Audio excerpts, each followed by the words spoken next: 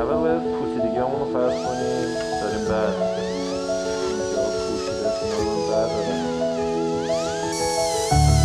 درجه دارم کار میکنم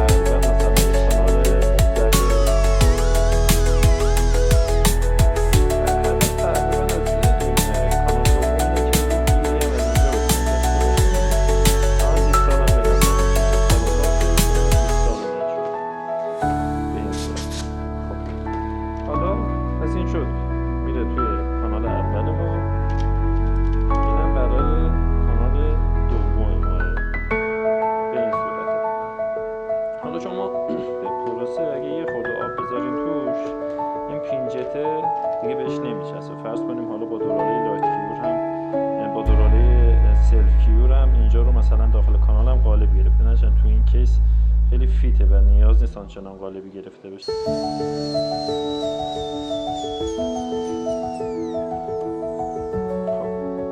خب داخل اینو ما فرض کنیم آب ریختیم و اینو بردیم داخل این میمونه پیجتی که برای یکی کانال دیستال ما نیاز داریم این پیجت دوم بتونه در بیاد و بره داخل. بخاطر همون یک مقدار وازلین میزنیم بهش. حالا وازلین هم لازم نیست که کلش بزنیم، میتونیم صرفا به این قسمت بزنیم.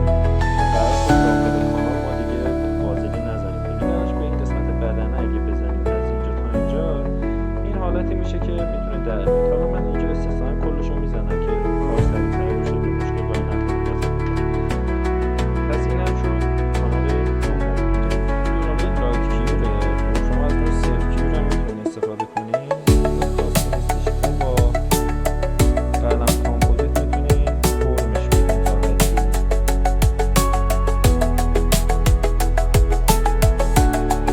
که وازلین داره به این راحتی داخل میشه و خارج میشه. ما الان دیگه این نیاز نداریم. این رو همینطوری نگاه کنید. تیپر هم زیاد. اینجا هم که خود دلاله اضافه می‌کردم. به این صورت تقریبا میشه یک کانستراکتور تایپ 2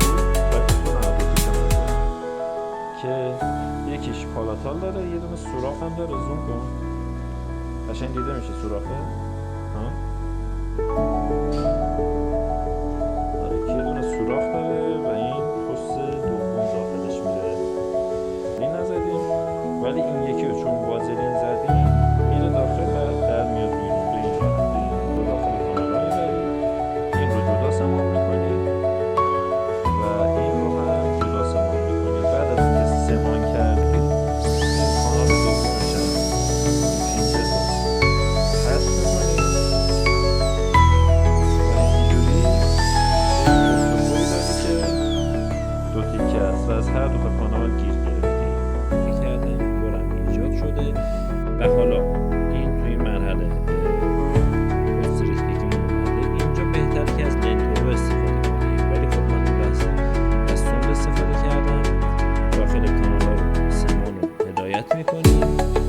حتما سعی کنین دندون رو قبلش خوش کرده باشین، از برس کشیده باشین، اینطوری آلودگی بزرگی نداریم و سمان خیلی راحت‌تر باز بشه با کلسیم موجود تو آب.